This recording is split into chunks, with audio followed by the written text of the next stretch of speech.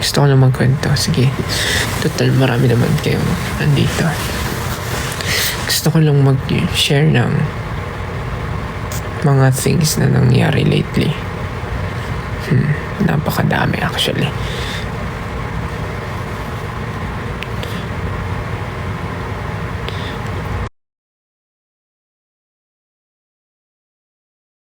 Actually, may gusto lang akong tanungin sa inyo. Lately ba nafe-feel nyo na parang napapagod kayo sa mga bagay na ginagawa nyo? Parang hindi naman siya technically nadidrain. Naririnig nyo ba ako?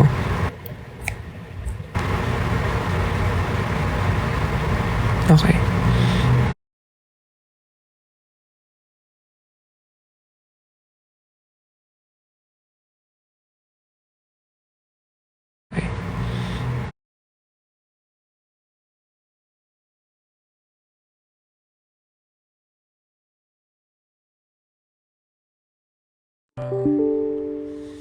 Hindi ko na siya kayang gawin ngayon. Kasi sobrang daming nangyayari, sobrang daming kailangan gawin. But at the same time, di ka naman din nagre-reklamo kasi hindi naman yung gusto mong gawin and yun din yung winish mo ever since. Parang, paano ba? Siguro ano lang. Pero hindi naman ako hindi naman ako tawag doon, hindi naman ako nasasad or anything. Parang napapaisip lang na parang ang dami nangyayari lately, parang sunod-sunod, tapos parang hindi nakakahinga naman pero parang hindi sapat yung sinahihinga mo, parang ganun. Pero sobrang happy ako sa nangyayari ngayon. Kasi parang finally, nagagawa ko na yung mga gusto kong gawin. Ganun. I get the chance to explore more. Kakatuwa. Siguro lang. Siguro makasama na dun yung pagod. But, yeah. Hindi naman ako nagrereklamo. Parang lang, ilang araw ko na ba iniisip to? Parang ilang araw na ba? Matagal na kasi, di ba guys? Alam niyo naman na matagal na kasi, di ba guys? Alam niyo naman na I'm working on my EP now. So parang nasabi ko naman na yun, di ba? Na I will release an EP anytime soon. So parang it's like for the past weeks, parang grabe. I mean, I know na ganun talaga siya, but na-overwhelmed ata ako sa mga nangyayari kasi parang ang dami. Paano ba? Ang bilis ng mga nangyayari. But ano ba? Actually, ilang araw ko na siyang naiisip. Parang kung minsan mapaisip ako kung nasa tamang daan ba yung ginagawa ko. Parang ganun. But I guess tama naman kasi parang right now go with the flow. Ayun nga, going back, I'm working on my EP and I'm going to drop the EP anytime soon, or hindi ko nga sure kasi yeah, I'm still finishing pa, but we've been working on it and I'm very excited to share it with you guys. Sobra excited ako i-share yung EP, yung songs na nasa EP. I'm so excited.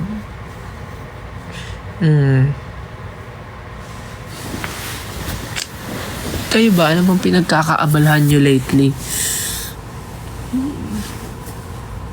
Ako ito. Yung buhok ko bunot na naman. Ako, pinagkakaabalahan ko lately, yan nga yung EP. And then,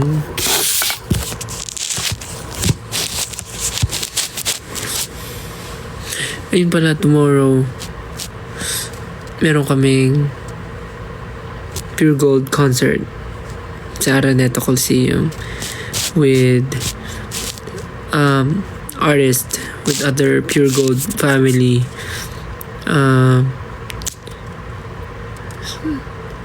Tomorrow na po yun. Sana makapunta po kayo. Yung mga nakabili ng ticket, see you po. Pure Gold concert with the Pure Gold family, with Bini, Flo G, and Sunkiss Lola. Excited to see you guys tomorrow. See you sa mga manonood. Kayo po ba, sister? Yes. Minsan, sister, minsan. Kung sino. So, yeah.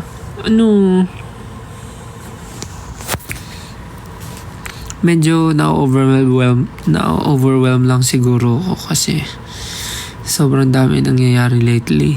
Tapos, parang ang dami-daming mga pumapasok na mga bagay na kailangan ko rin naman. So, dapat happy. Well, happy naman ako. Pero, ang dami lang mga bagay na hindi na magagawa dahil nga sobrang busy. But, that's life. Kaya nga kanina napaano ako. Parang sabi ko, parang ang tagal ko nang hindi pabalik sa Twitter. I mean sa X. Parang tagal ko nang hindi nakangamusta sa inyo. Parang the past few days kasi may mga nababasa ako na mga tweets na parang yung iba busy sa work, yung iba hindi na nila alam paano nila hatiin yung time nila. Hindi na alam paano ma-manage yung time nila sa work, friends, fangirling, parang ganun. So, kaya napaano rin ako kanina. Tweet ako kanina na parang prioritize yourself. Prioritize your self-time. Because you need it, guys. Meron naman may mga bagay kaming inuuna, but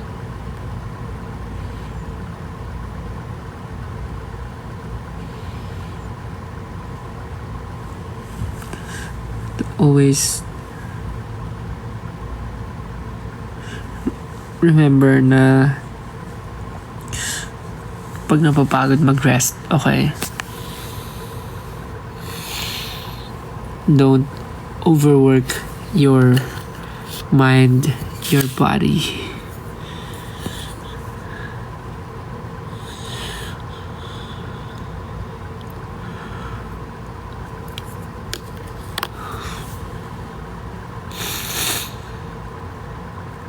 Excited ako dun sa EP.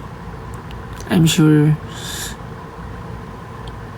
may magiging favorite kayo. Diba? Isang ganun lang biglang hyper na ulit. Minsan nagugulat nga ako sa sarili ko kasi para alam nung katawan ko pagod na ako, pero ang dami ko pa rin energy, parang ganun minsan. Thank you po sa nagsasend ng stickers and ng gifts. Thank you.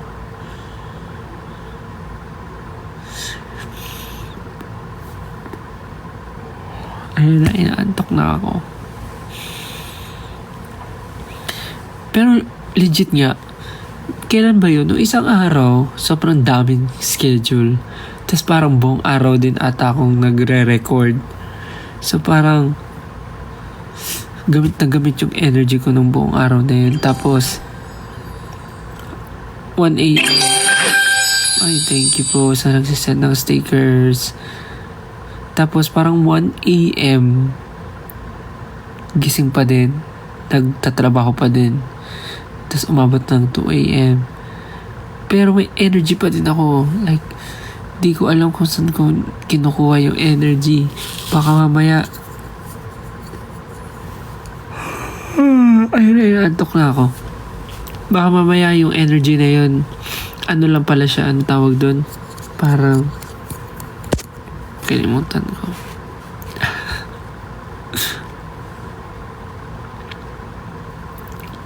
Nasaan ako right now? Nasa bed.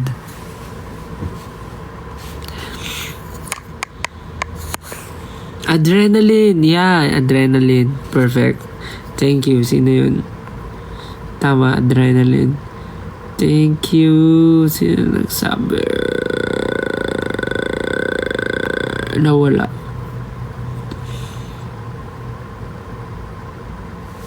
Siguro dahil sa adrenaline. So parang si adrenaline, yung kapatid ni Angeline. Dahil nga sa adrenaline siguro. Kaya minsan kahit anong oras na, kasi kahit pagod na ako, may energy pa rin ako. Ay! Ang daming kailangan gawin!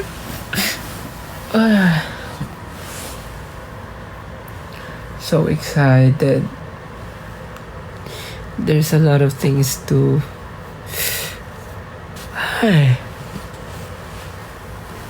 Anyways, nakakamusta lang ako sa inyo. Basta kayo, pagka feeling nyo napapagod na kayo sa ginagawa nyo, take a rest, breathe, go outside, do something different, do something na mag-charge ng energy nyo, mag-charge ng inspiration sa inyo. And I guess pagka minsan napapagod kayo or sabihin natin na burn out or anything, I think normal yon, lalo na especially sa nangyayari sa atin ngayon na nasa stage tayo na gusto natin ma-improve yung life natin and gusto natin may magawa tayong maganda sa buhay natin. So I guess normal yun na parang mapapagod ka kasi tuloy-tuloy ka sa ginagawa mo dahil you have your goals. But yeah, I guess it's normal. So pag naramdaman nyo yun, take a rest. Wow, makapag ano yun, no? Kala mo naman.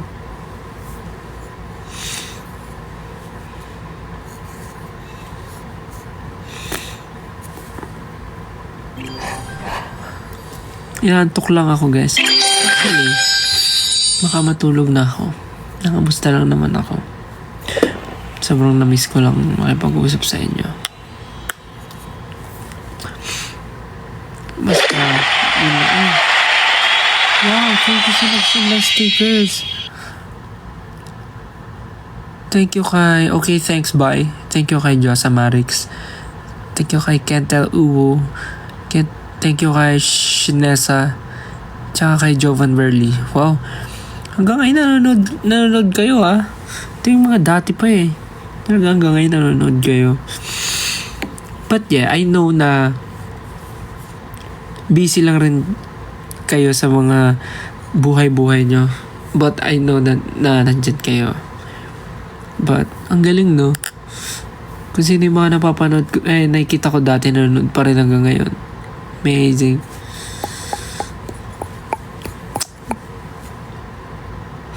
Yeah. Napashare lang ako. Kasi yun din yung iniisip ko past few weeks. Na parang, daming nangyayari. Anyways, guys, pahinga na kayo. Take a rest, guys. I think I need to sleep na kasi parang 1 a.m. na ata. And tomorrow is a big day for Arnie ng Pure Gold. So, dapat ano ba to? May lumalabas. So, dapat tomorrow marami akong energy. Kaming energy to perform. Excited kami to meet everyone tomorrow. Ayun. Sana okay ka ngayon. Sana hindi ka naman na bad trip ngayon. Or kung na bad trip ka man today, sana nawala na yung inis mo. Sana kalmado ka na. Sana kumain ka na din, di ba? Ayun. Kung ano man nangyari sa'yo today, kalimutan mo na deserve mo ng masarap na pahinga at tulog. So yeah, mag-relax ka na, matulog ka na. Good night. See you soon. See you soon, 18. Pahinga na kayo. Ayun pala, gusto ko lang pasalamatan ulit yung mga nag-stream ng music video ng Room and yung mga nag-stream din sa mga music platforms. Maraming salamat. Nakikita ko yung efforts nyo, guys. As in, nakikita ko yung efforts nyo. Tumataas yung streams, tumataas yung monthly listeners ko. Maraming salamat din yung views ng mga content sa YouTube. Thank you guys. Na-appreciate ko kayo, guys. I know, ginagawa nyo to because you want to support me, but please take a rest if you need. Pahinga rin kayo. You have your please have your life outside, fangirling, enjoying yung life nyo.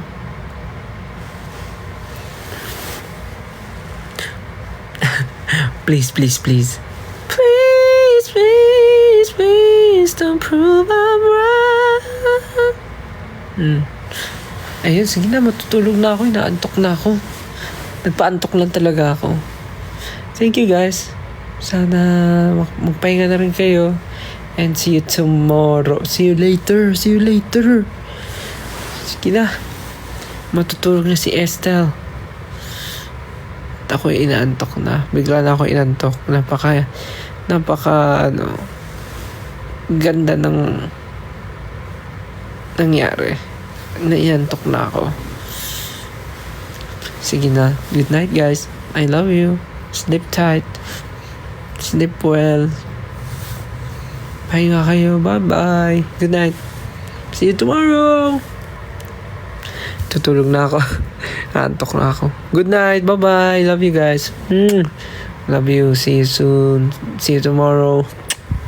Good night. Love you.